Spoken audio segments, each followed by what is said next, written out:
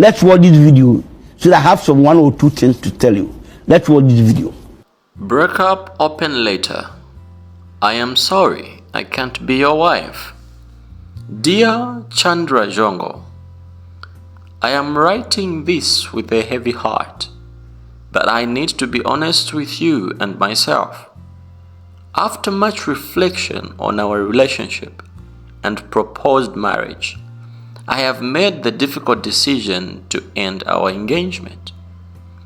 This wasn't an easy choice, but I believe it's essential for our well-being.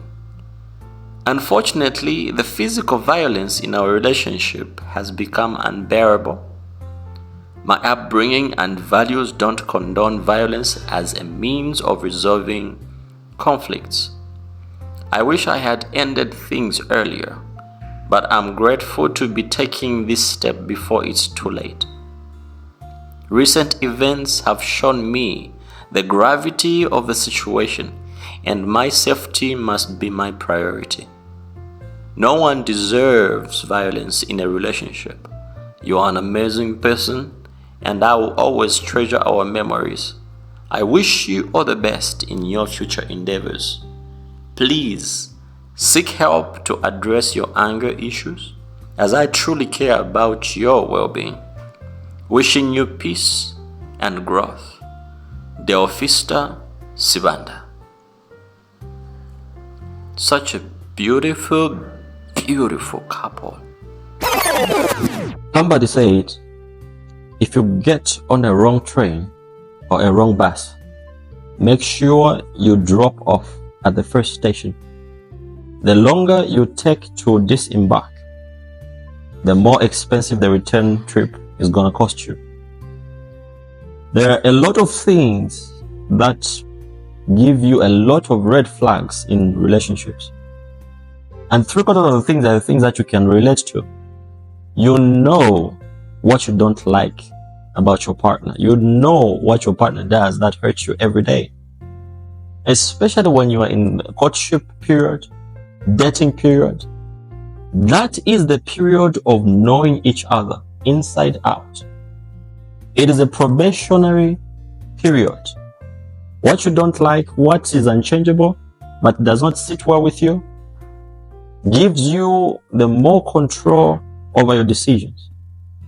If you plan to stay in that relationship, despite the red flags that you've seen, that you've observed, that you've experienced, whatever is going to happen in your marriage is all going to be on you, because you had the chance to tap out.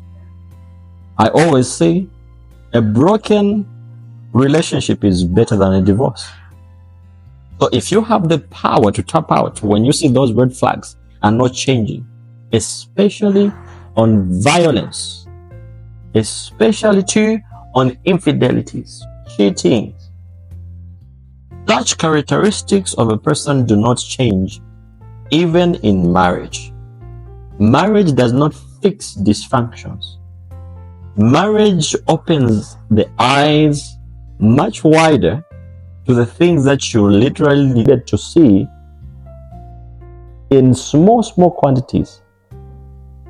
And every time life gives you a chance to sit down and realize, are you settled with this person? Are you going to grow old with this person? And always remember that when you are thinking twice about settling with a person, negatively you are saying you are not ready or comfortable with him or her, that is another signal to tell you that you are not supposed to settle with that person. Because if you love that person heartedly, you will never think twice about even settling down with them. You get fond of their presence. You get fond of their textings. You get fond of their communication.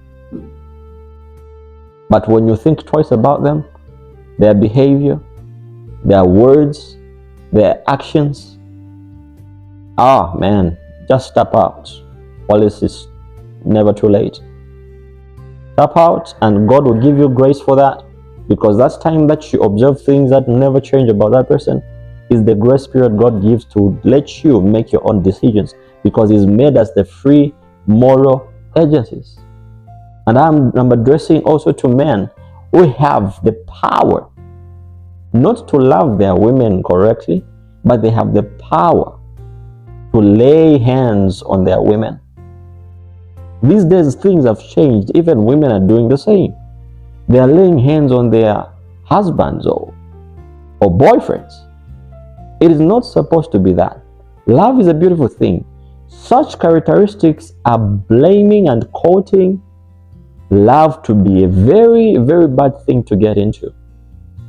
But it wasn't so in the beginning. Love is a beautiful thing. And don't be cheated. Whatever scarecrows that you are seeing out there, people breaking up, as if people get into relationships for the sake of breaking up, and as if people get married for the sake of divorcing. Please, let God take preeminence in your decisions. Seek God first, and He will direct you in whatever decision that you need to make about your relationship and who you are supposed to settle for. Because the heart there is very deceitful. But trust in God, and you'll never go wrong.